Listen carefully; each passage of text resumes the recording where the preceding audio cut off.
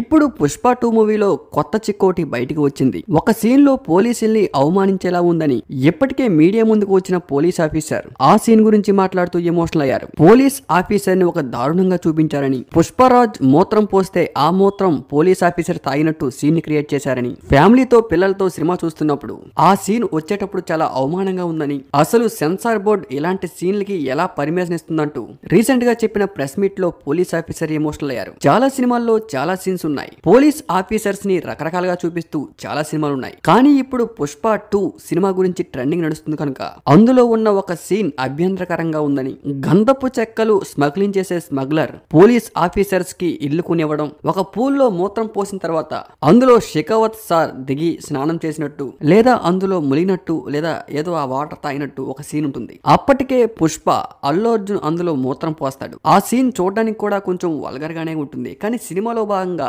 Audience పెద్దగా తీసుకోరు. ప్రతి సినిమాలో కూడా ఇలాంటి సీన్లు కామనే కదా అన్నట్లు ఉంటారు. అయితే ఈ ఇష్యూ పై రీసెంట్ గా చాలా మీడియా ఛానల్స్ ఇప్పుడు ఈ టాపిక్ ని కూడా రేట్ చేస్తూ ఉన్నారు. అసలు సెన్సార్ బోర్డు చూస్తుందా?